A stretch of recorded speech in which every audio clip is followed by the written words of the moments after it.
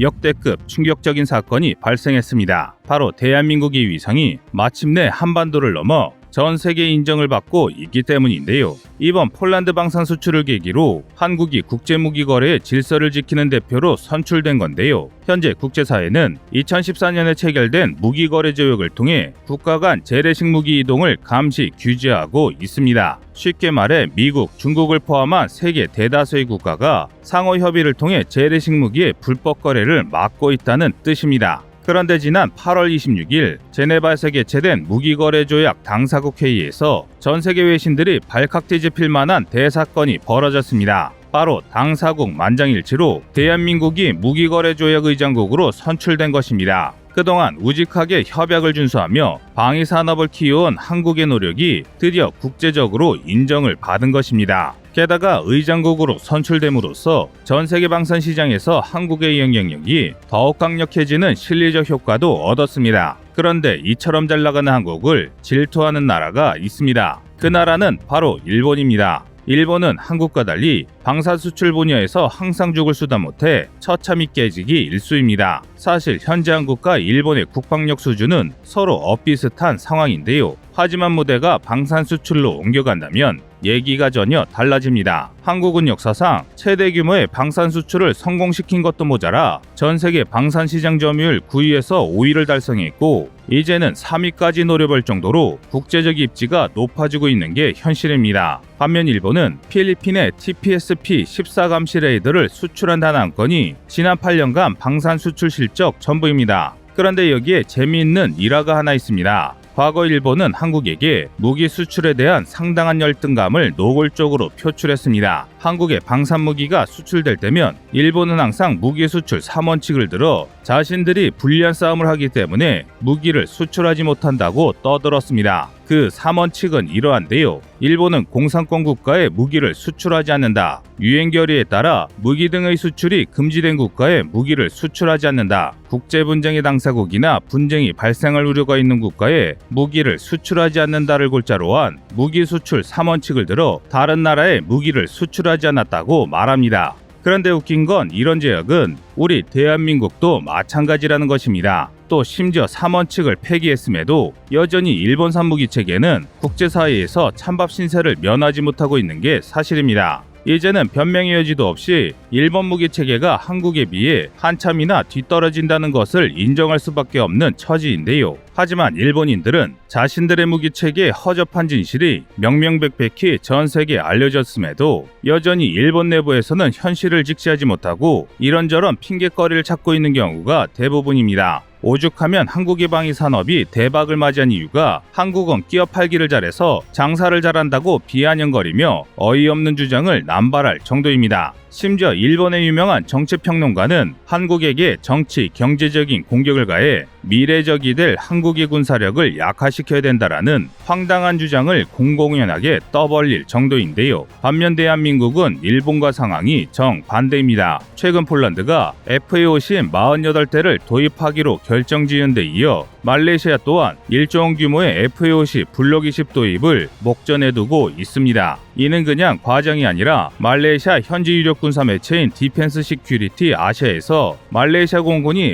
FA-50의 차기 개량형인 블록 20을 도입하기로 결정했다는 보도를 내놓은 건데요. 블록 20은 FA-50 개량형 최초로 A사 레이더를 장착하여 공대공 능력을 대폭 강화하고 연료 탑재 방식을 변경하여 전투 행동 반경이 기존 대비 최대 40% 이상 향상될 예정입니다. 여기에 더해 GBU-12 레이저 유도폭탄, GBU-38 제이담, AGM-65 매버릭 등 탑재 무장도 대폭 강화됩니다. 뿐만 아니라 5세대로 개량된 AIM-9X 사이드와인더와 AIM-120 암람도 통합될 예정입니다. 이 정도면 FA-50은 더 이상 경공격기가 아닌 명실상부한 멀티롤 전투기로 개량하는 수준인데요. 오죽하면 대다수의 군사 전문가들이 블록 20을 통해 FA-50이 F-16급 전투기가 되었다고 감탄할 정도입니다. 실제로 만약 말레이시아가 FA-50 블록 20의 도입을 확정짓는다면 폴란드와 함께 전 세계에서 최초로 FA-50 블록 20을 운영하는 국가가 될 것입니다.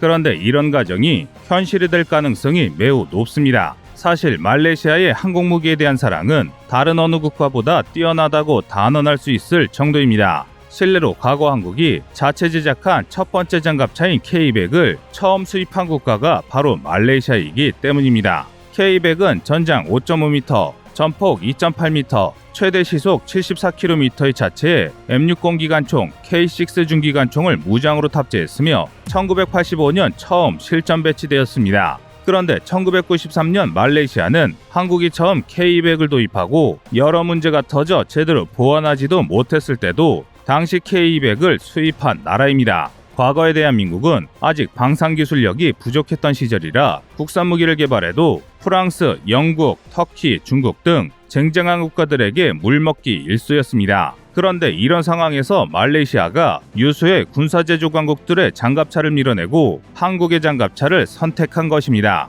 이때 한국의 K200이 말레이시아에 수출된 건 굉장히 이례적인 사건이었는데요. 하지만 결론적으로 보면 K200 도입은 말레이시아군에 있어 신의 한 수나 마찬가지였습니다. K200 도입 이후 UN 평화유지군 소속으로 유고내전에 참전한 말레이시아군에게 K200이 엄청난 전과를 올릴 수 있도록 도와준 건데요. 실제로 영하 32도에 달하는 유고슬라비아의 가혹한 환경에서 해발 1700m의 고원 지역을 통과해 사라예보에 최초로 도착한 장갑차가 바로 이 K200이었습니다. 게다가 K200의 제작사였던 대우중공업은 후속 지원을 위해 내전 중이던 유고슬라비아에 정비기술자까지 파견해줬고 이로 인해 말레이시아는 한국 무기에 홀딱 반할 수밖에 없었습니다. 이를 증명하듯 말레이시아군은 철군을 결정한 1998년에도 K200을 퇴역시키지 않고 말레이시아 본토 방위에 사용했고 2006년에는 K200을 K200A1으로 개량하기 위해 대규모의 개량 사업을 진행하기도 했습니다. 꽤 구형 장비인 초기형 K200에 이 정도의 예산을 투자한다는 건 말레이시아군 내부에서 K200이 상당히 중요한 장비로 운영되고 있다는 방증입니다. 실제로 현재 전 세계에서 K200을 운영하고 있는 국가는 대한민국과 말레이시아가 유일한데요. 이렇다 보니 말레이시아가 FA50 블록 20을 도입하는 것은 어찌 보면 당연한 일이라 할 수 있습니다.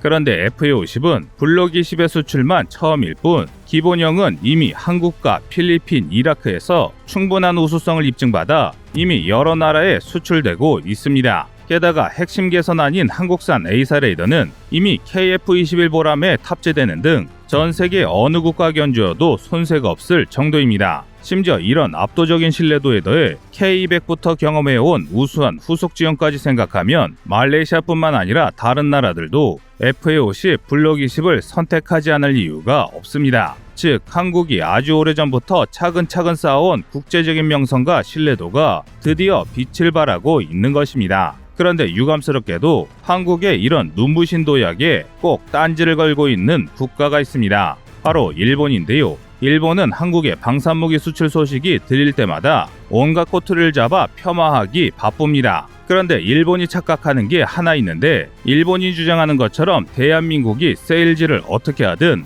무기 체계 자체가 우수하지 못하면 국제사회에서 인정받는 건 절대 있을 수 없다는 것입니다. 특히 무기 체계는 국방력에 직결되어 있는 만큼 일말의 타협도 허용할 수 없습니다. 그리고 이런 의미에서 한국산 무기 체계는 잘 팔릴 수밖에 없는 이유가 있습니다. 우선 첫 번째로 대한민국은 이미 70년간 전쟁을 대비해온 국가라는 점입니다. 이로 인해 한국은 일본이 생각하는 것 이상으로 다양한 전시 대비 체제가 갖춰져 있습니다. 그중 대표적인 것이 바로 무기 생산 속도입니다. 6.25 전쟁 당시에도 부산에 조병창을 건설해 소총과 권총을 생산할 정도로 무기 생산의 중요성을 인지하고 있던 한국은 생산 라인의 60% 정도만 가동해도 평시 무기 보급에 지장이 없을 정도의 설비를 갖추고 있습니다. 이는 만약 전쟁 등의 상황이 발생하면 생산 라인을 100% 가동해 보급 전의 우위를 선점하기 위함입니다. 그리고 바로 이 덕에 해외에서 대량의 발주가 들어와도 얼마든지 단기간에 원하는 물량을 공급할 수 있는 것입니다. 또 한국은 전쟁 대비 물자로 이미 수백만 발의 포탄을 비축하고 있습니다. 심지어 우리 군이 매년 탄약 및 포탄 구매에 투자하는 비용만 무려 5조 원에 달하는데요. 우크라이나 전쟁에서 러시아가 하루에 10만 발의 포탄을 사용한다는 걸 생각해보면 이는 한국산 무기 체계를 도입하는 국가 입장에서 무시할 수 없는 이점이 됩니다. 일례로 K9 자주포를 도입한 국가라면 자국의 생산기지가 폭격당한 절망적인 상황에도 K9에 사용할 포탄만큼은 한국에서 거의 무제한에 가깝게 공급받을 수 있습니다. 그리고 결정적으로 최첨단의 무기 체계를 결정짓는 반도체 기술력이 단연코 세계 최강입니다. 뿐만 아니라 첨단 전자장비를 꾸준히 개발할 능력도 탁월해서 한국산 무기를 도입하는 국가들에게 최신 기술을 제공해도 이미 한국은 그 다음 단계인 핵심 기술을 확보한 상태를 유지할 수 있습니다. 바로 이 덕에 한국이 다른 나라에 기술 이전이나 무기 공장 현지 건설을 추진할 수 있었던 것입니다.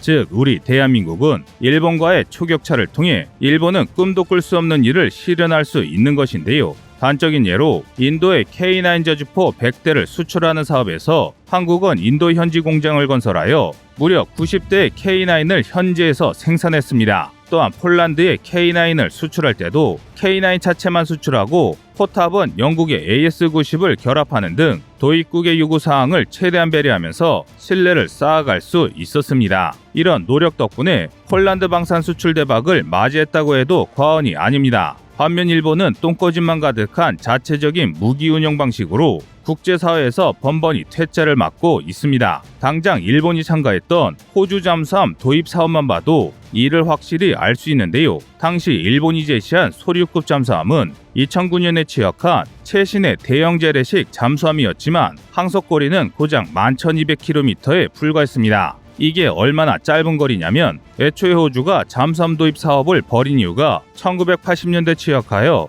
호주 역사상 최악의 잠수함이라 비난받은 콜린스급 잠수함의 항속거리가 21,300km였습니다. 즉 20년 이상의 기술 차이가 나는 일본의 최신 잠수함이 기존에 사용하던 노후화된 잠수함보다 항속거리가 무려 절반에도 미치지 못하는 태물이었습니다. 이는 사실 일본의 기술력이 부족하다기보다 소류급 같은 대형 잠수함을 북박이 매복 방식으로 사용하는 일본의 이해할 수 없는 전략 때문인데요. 호주가 일본에게 장거리 순항 임무가 가능한 잠수함을 요구했음에도 정박형 잠수함인 소류급을 제시했다는 것 자체가 일본의 방산기획 능력이 얼마나 형편없는지 알 수 있는 부분입니다. 이처럼 대한민국과 일본은 당장 눈에 보이는 국방력에서는 엇비슷할지 몰라도 미래 가치에서는 차원이 다른 격차를 벌리고 있습니다. 뿐만 아니라 현실에 안주하지 않고 다른 나라에 뒤처지지 않기 위해 꾸준한 방산무기 개발에 더욱 박차를 가하고 있습니다. 이상